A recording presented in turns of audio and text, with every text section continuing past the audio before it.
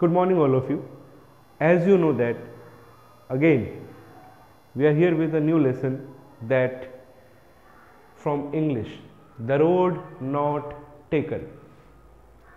So this is the 9th class lesson where a poet is explaining about how the confusion is coming when he was standing on the way and there were the two roads that was going on the same path and he was wanting to travel but can't travel on the both road at a single time.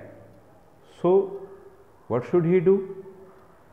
So in the humans being life, that every time we would be the part of confusion where we would not be able to choose the correct path on that time, and after that sometime we feel very, you can say that confusing situation that काश वो चुना होता तो ऐसा होता वैसा होता. तो ये लेसन जो है द रोड नॉट टेकन, आपको वैसे ही एक पोएम है क्लास 9th की.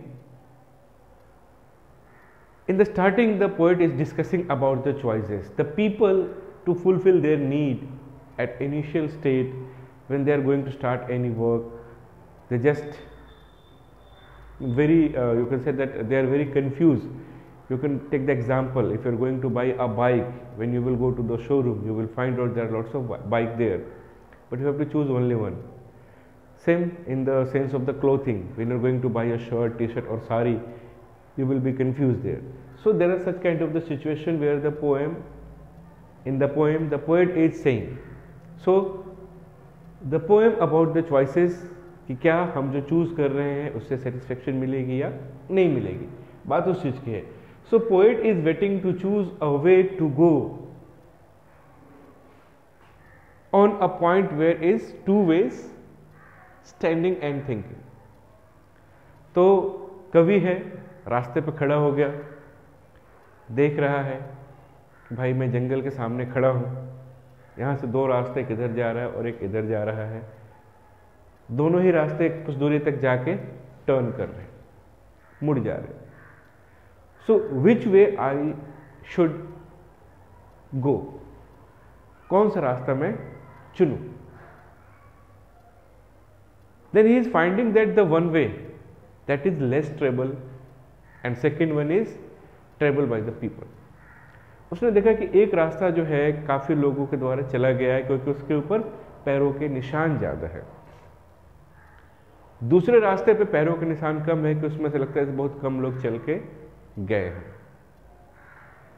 दोनों रास्ते एक ही डायरेक्शन में जा रहे हैं, थोड़ी दूर जाके ऐसे टर्न कर जा रहे हैं.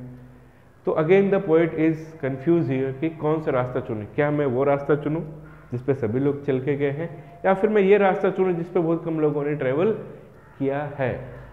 और आखिरकार the poet choose the way which was less travel by the people. उसने वो रास्ता चुना जिसको कम लोगों ने जाने के लिए यूज किया था.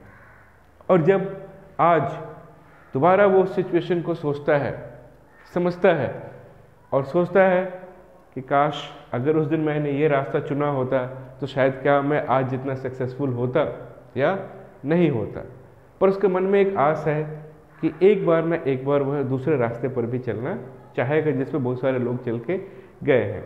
तो इसके अंदर जो पोएम है, पोएम के अंदर जो मेन कंसेप्ट निकल के आता है कि इंसान को कभी भी कंफ्यूज नहीं होना चाहिए. हम हमेशा उसी ट्रेंड को फॉलो करते हैं जिसको बहुत सारे लोग फॉलो कर चुके होते हैं. तो हमें अपने विश के हिसाब से, अपनी ज़रूरत के हिसाब से उस रास्ते को चुनना चाहिए जो हमारे लिए उचित है, जिस पे हमारे सपने पूरे हो सकते हैं, जिससे हमारा काम आसान हो सकता है. ठीक है, तो ये एक सिचुएशन है जहाँ पे पोएट ने अपने आप को उस जगह पे रख के आपको एक्सप्लेन किया है. और कभी अफसोस नहीं करना चाहिए ज़िंदगी के अंदर, या फिर आप एक बार सोच जरूर सकते हो कि अगर उस दिन मैंने ये रास्ता चुन लिया होता तो शायद ऐसा हो जाता, और ये नहीं चुना होता तो ऐसा नहीं होता. तो वो किस्मत की बात है, कौन से रास्ते पे आप कौन सा रास्ता चुनते हो, कौन से रास्ते पे आप चलते हो.